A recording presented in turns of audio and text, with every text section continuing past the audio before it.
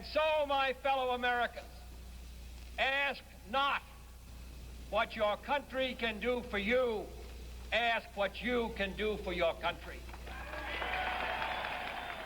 It's one small step for man, one giant leap for mankind. Therefore, I shall resign the presidency effective at noon tomorrow. Radio. For generations, it has served as a window to the world for people throughout the world. Hello, I'm John Molori, and welcome to Airtime, 40 Years of Radio. I invite you to nestle into your easy chair and join us as we tune into this amazing medium through the eyes of a local radio legend. Well, welcome into the Bruce Arnold Show here on WCCM. Raring to go, as we always are. We're doing sports right now with Eric Heenan. Oh, I can hear it now. And that legend is Bruce Arnold of WCCM Radio in Lawrence, Massachusetts. For 40 years, Bruce has been a constant in radio. His voice has echoed a lifetime of times, and what times they have been. Tapes from the final few.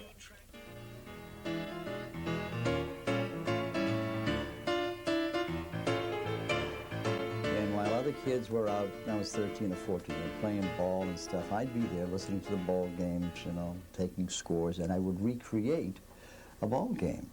I'd put it on this reel-to-reel wire recorder. Melba, our neighbor, lived on the first floor. I would do like a whole show, like a half-hour thing, part of a ball game, and say, and those, you turn your radio down to like way down towards the end, 1600, and you could actually hear my broadcast from the third floor down to the first floor. So it all started back then.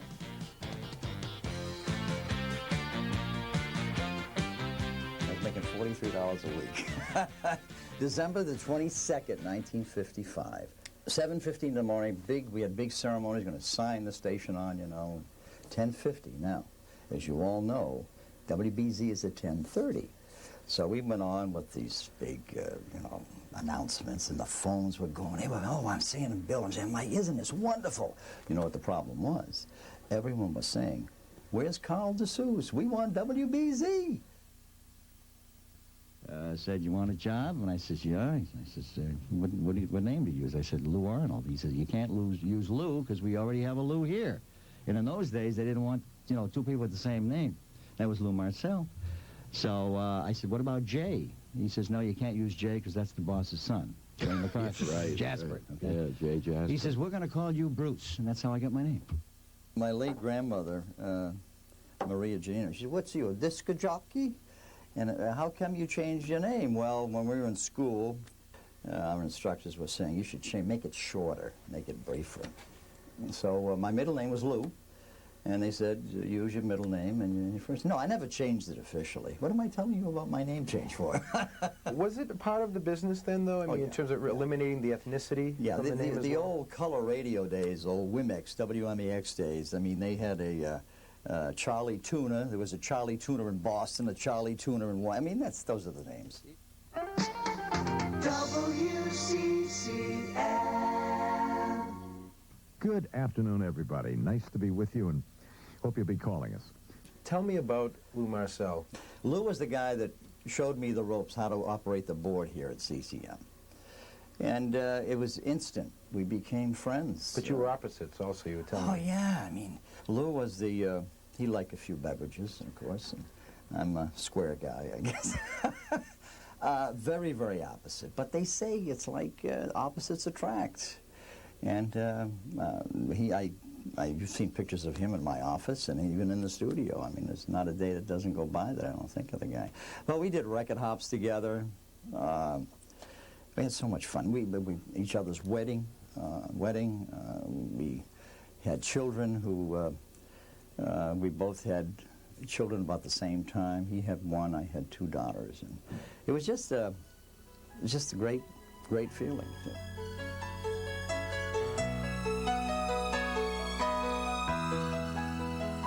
I met my wife on the phone. I think I've told you the story before. She worked at Lawrence General and in the admitting office, and part of my job in those days was to call every day, get birth announcements. And we talked for about 6 or 7 months. It was New Year's Day, 1960.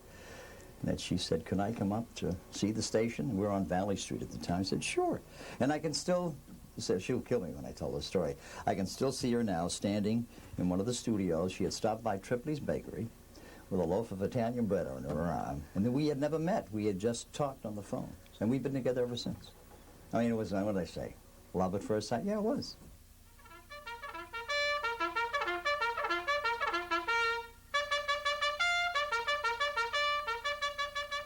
I did a monthly program with the different Army, Navy, the recruiters. And the Army had a program called Take Choice, Not Chance, guaranteeing you, we want you, a school of your choice. I wanted the Army Information School. So I came back home to Lynn, and I said, I'm going to look into that. And I joined.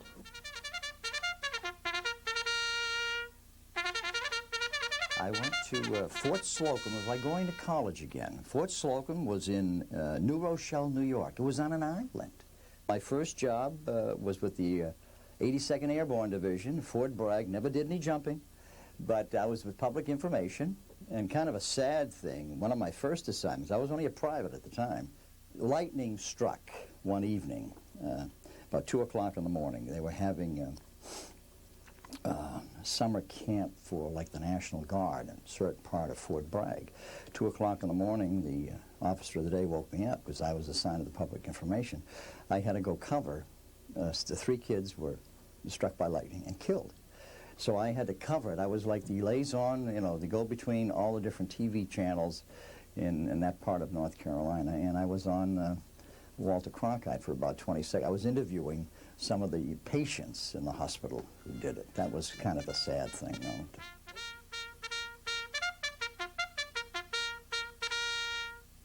One of the biggest experiences was you've seen movies of the atomic bomb. We were there. I was there for 7 different shots. And in those days, of course, I don't say it was a joke, but it was like going to an event. And you look back, and some of the people I served with ain't with us anymore because of radiation. Before the U.S. pulled out of Vietnam, more than 500 Americans were captured, prisoners of war, most of them aviators. Many would not come home for years. God bless America. God bless America. You were here at WCCM between 1963 and 1973, which was right in the heart of the Vietnam War. What was it like being on the air day in and day out in wartime, people tuning into your radio station and others, but depending on information, depending on hearing whether or not their sons are still alive? We extended our broadcast day for such things. We'd have special guests in, again, talking with the military people.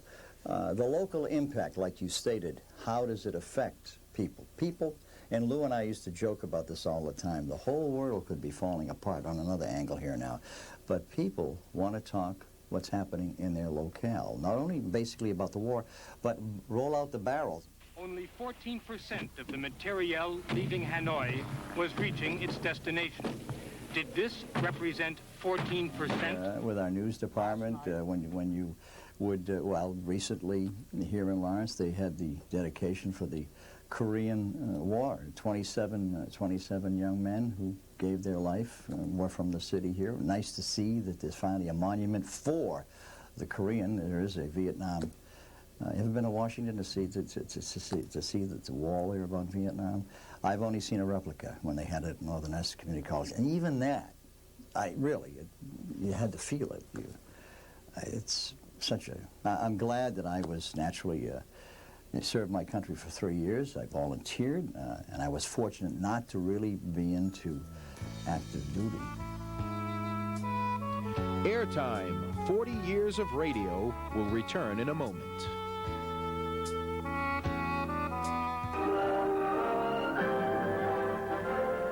I have today signed an executive order providing for the establishment of a Peace Corps. For 35 years, Peace Corps volunteers around the world have been helping people to help themselves. When I joined the Peace Corps, it was because I wanted to teach, but I found out pretty quickly how much I had to learn. The family that I'm placed with or that I live with have become my family. When I think about all the different great experiences I've had here, they all seem to come down to one feeling. and that's being completely alive. And for all they put in, they come back with something even greater, a commitment to service and solving problems right here at home. Peace Corps, for 35 years, changing America and changing the world.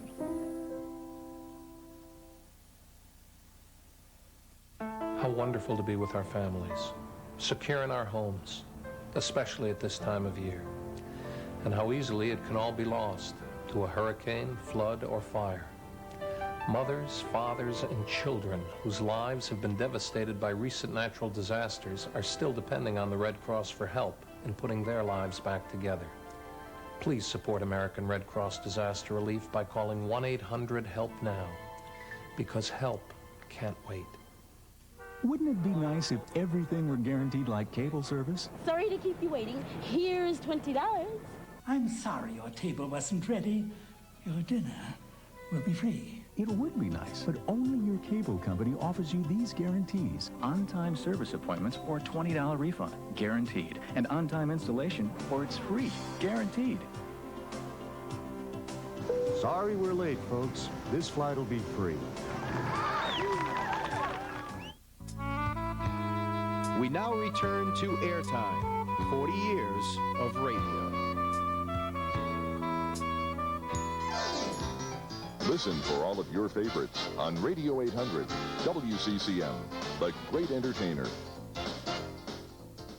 We are medium-sized market, one of the very few that are left in the whole country doing what we're doing, because it costs us a lot of money to do what we do, to try to keep our own local talk shows. Many radio stations our size, after 10 o'clock in the morning, it's off the Big Bird on the satellite. And there are walk-away stations now. I'm not talking out of school. I use that phrase a lot. WJDA in Quincy, WESX in Salem. They're on 24 hours a day, but after 10 or 11 o'clock in the morning, it's a walk-away. You set automation, you know, you set your machine, and you leave the building. To me, that's not radio. One of the pictures, I think I gave it to you, with Bill Borelli, Lou Marcel, and myself, that was an Easter contest where people would send in cards and we'd give them, we'd present them with bunnies. When Gowdy bought the station, you talk about a promotion. John, we had the Common. He used to bring in the Red Sox, 5 or 6 Red Sox.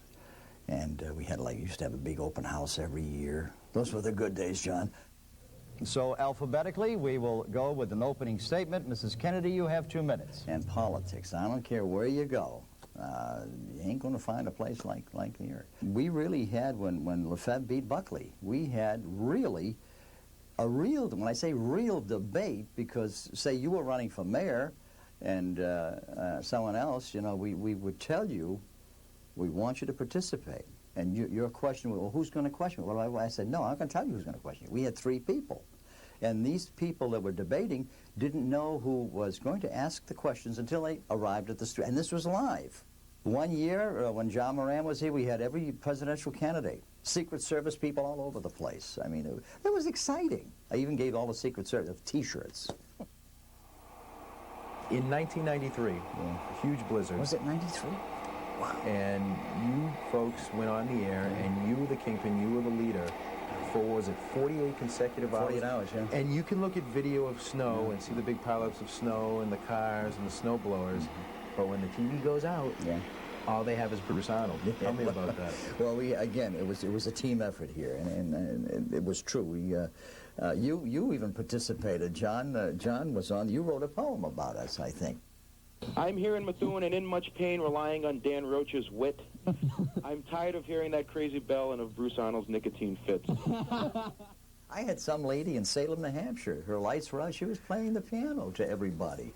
That was just, what do I say? You do what you got to do. But it's the ultimate in the immediacy and the intimacy of what Say, you let's do this, let's do that. We were calling all over the country. All right, we're back on the air here. We have about 3 minutes. Hi, you're on the air. Hey, Bruce, how you doing? Great. How about yourself? Pretty good. I just wanted to say, it sounds like everybody who's talking now has always had such a high-minded opinion, but it seems to me that they're talking about limiting freedom of speech. I mean, it seems like if you know, it's whose opinion whoever wants to put something on TV. If you don't want to watch it, change the channel. Hotline started when we were on 9 Valley Street behind the YMCA. Tony Lupo, I believe, was the manager at the time. And it all started out for 1 hour a day, and it's been on since. What year was that? We moved. That's been on the air. It's like Purely Personal. It's been on the air over almost close to 30-odd years now, yeah. Hotline, always local, and again, I mentioned before, you know, the people in this area at times want to talk local issues, and that's good. Yeah.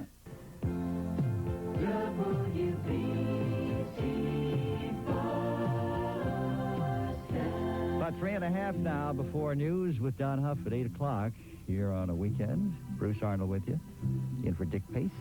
A little Kentucky rain now this morning. Elvis Presley. 7 lonely days and a dozen times ago, I reached out one night. You can have local radio on a national level, and you experience this at WBZ Radio. Tell me about that experience. The first night I'll never forget as long as I live, because people were asking me a couple of days before, what are you going to talk about when you get on there? I said, I don't know, just be yourself. You open the mic and you be yourself. Of course, there you're working with a TV screen with 4 or 5 different lines. You know, you're talking to 38 states, and you have a producer in the next room, go to line 1, go to line 2, and there was Charlie in Chicago, and there, I just... Well, it's up to news time now.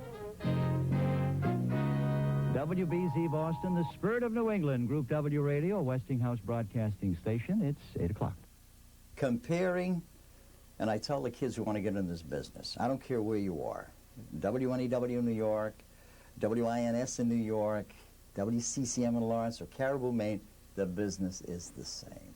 Let every nation know, whether it wishes us well or ill, that we shall pay any price, bear any burden, meet any hardship, support any friend, oppose any foe, to assure the survival and the success of liberty.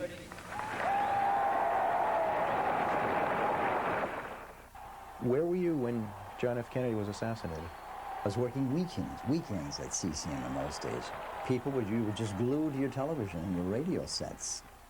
From Dallas, Texas, the flash, apparently official, President Kennedy died at 1 p.m. Central Standard Time, 2 o'clock Eastern Standard Time, some 38 minutes ago. Just everybody was down. Naturally, everybody was down. We immediately went to Mutual Broadcasting at the time, had some wonderful tributes to him, and they played music. And when we were doing breakaways ourselves, we would play music. And then Bill Borelli, who was with us at the time, did some great tributes to the late president. When Robert Kennedy was assassinated, you were shaving. Think of that. Tell me that story. Well, that was what? That was 1968? 68, yeah. I was up 2:45, and I'm shaving, and I always put the radio on, and I think it was BZ. And I hear about Kennedy was shot. Oh, they're playing back. They're doing like a Remember When type thing. And then, no, Joe Rayball was our news director at the time. I immediately stopped shaving. He lived in Salem, New Hampshire. I was in Lynn. And I says, Joe, let's get there early, because he didn't know about it. I says, Kennedy's been shot. Robert Kennedy this time. That was really. And Martin Luther King just a couple of months before that. I have a dream. My 4 little children will one day live in a nation where they will not be judged by the color of their skin, but by the content of their character. I have a dream today. Does the tone change when you have civil unrest? I mean, that was a very, interesting, but it was a very volatile time in the United States, locally and nationally. But you try to keep calm. It's like when you're on the air with a story. You know, there's 2 or 3 different ways you can say something. In Lawrence today, 3 people were killed. You don't do that. I mean, I'm sorry. And you want me to do a thing on television news now? No. But you try to keep cool. One of my idols, Walter Cronkite, and how cool that man has always been. Locally, we talked about the Lawrence riots of 1984. Yeah. And that received national attention. Oh, yeah? What was your view on it? I mean, that was your town, your city, WCCM's coverage area. Yeah. How did you handle that? What did you do? Well, but John Moran was with us at the time, and we walked in, I think it was like 4:30 in the morning, and our phones were going off the hook. We were feeding audio to the BBC, to stations in Japan, CNN, all over the place. I mean, and that was a sad thing, and we've talked about this before, the first time, and I hope it's not the last time, that newspaper, television, and radio in this community finally got together. We did a simulcast, 2-hour simulcast from Continental one evening to try to keep rest. We stayed on the air, I think, 4 days, 24 hours a day, and we just opened up our phone lines. What are your thoughts tonight? We just let people speak. Airtime, 40 years of radio, will return in a moment. One of the reasons lions roar is to warn threatening bachelor males from other prides to stay away from their young. Here, a lion cub gets a lesson in proper roaring from its father. Teaching this behavior is not just crucial to the pride, but also to the survival of the species. Just a reminder how important it is for fathers to spend time with their children.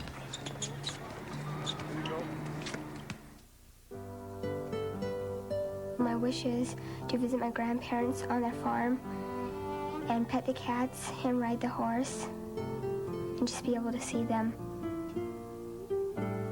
My wish is to meet the Golden State Warriors basketball team.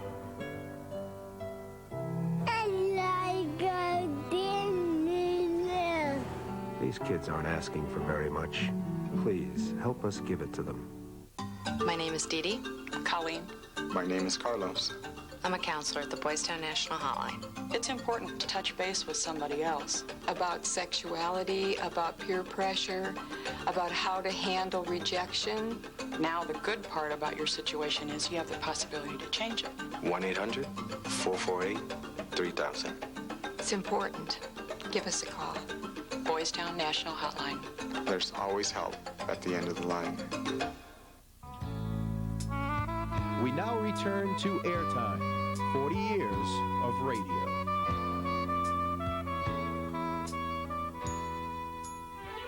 Radio 800 WCCM. I love what I do, there's no question. As far as the toughest thing I had to do, and I never did, this goes back, we talk about the economy and about how the business has changed. I had to let go 4 of my closest friends in this industry because of the economy. Why? The sales weren't there. And that was the toughest thing. I mean, I said, really, that was real tough. Talk show is important because you get a chance to say, now wait a minute, you're saying that such and such took place. I'd like to know, I'd like for you to really establish that. Let's have the facts, or we're going to say that what you're saying is really claptrap. You're axe grinding. How tough was it for you to say goodbye to your partner, Lou Marcel? Well, that was very, we did that mass on the air. The church was full, and Elaine, his wife, asked me to say a few words. I had Paul Burrs from WBZ and WCCM and all his friends, and it was tough. It was real rough. But he's with us. He's drinking his Pabst Blue Ribbon up there, and he's somebody I'll never forget, really. Be it resolved that the City Council of Lawrence, Massachusetts do hereby declare December 22nd, 1990 to be known as Bruce Arnold Day and extend our best wishes to him on the occasion of his 35 years in broadcasting. We further offer our hope that Bruce continues as the voice of the Merrimack Valley for another 35 years. And that's signed by all 9 members of the Lawrence City Council. We're like survivors. Like a Brooks suit never wears out, you know. You're not going to find too many young people who want to do what they have to do. Do I use the phrase, pay your dues? Not really. I use the old cliche, I have a pen, I drop it, you'll pick it up for me. And you drop it, I'll pick it up for you. You have to work together. Does that sound corny? You have to work together. Because if you don't work together, you lose the whole thing. Or if I hear anybody say, that's not my job, Well, don't let the door hit you, you know where. Well, I was driving home yesterday, and I was thinking about little Samantha Smith and how she has, you know, in her short life, she's only 13 years old, how she took the whole world over, really.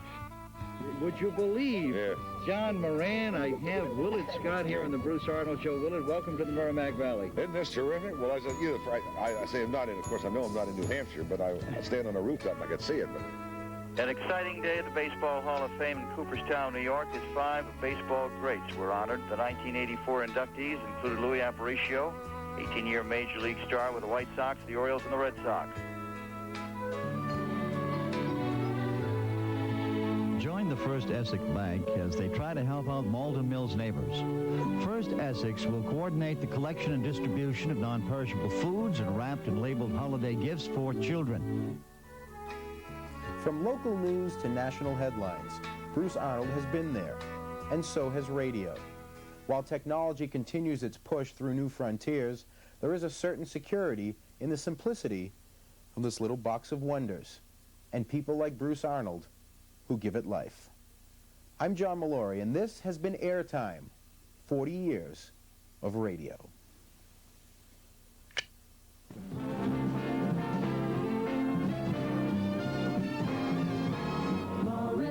Massachusetts, WCCM loves you. Lawrence, Massachusetts, you're the city we're singing to. We're so much in love with the city where we live. We'll never stop singing out. Greater Lawrence, our Massachusetts home.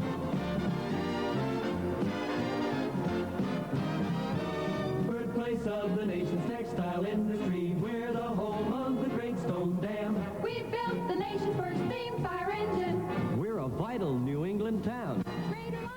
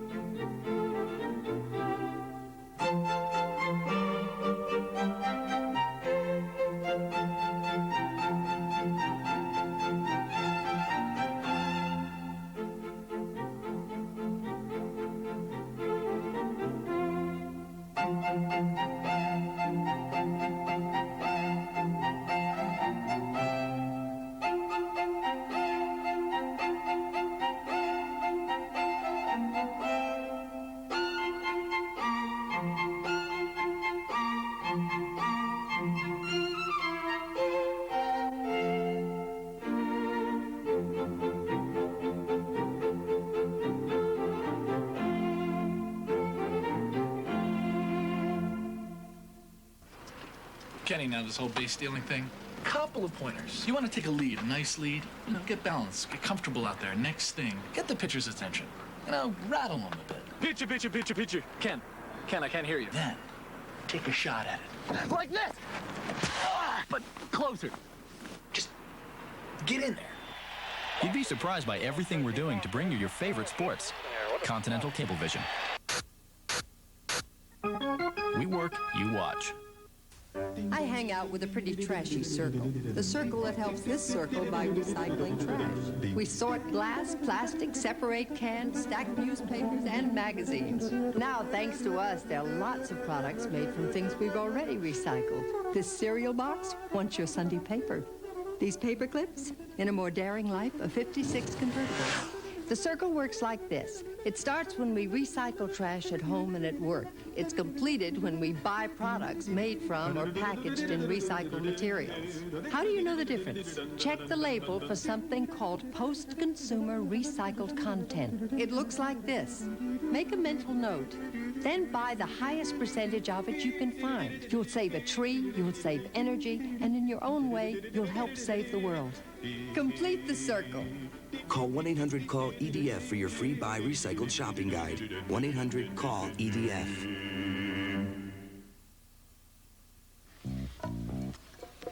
Sally wants to be a surgeon someday. Maybe she'll operate on you. Now, would you like a free booklet of simple ways you can help improve her education? Call 1-800-96-PROMISE.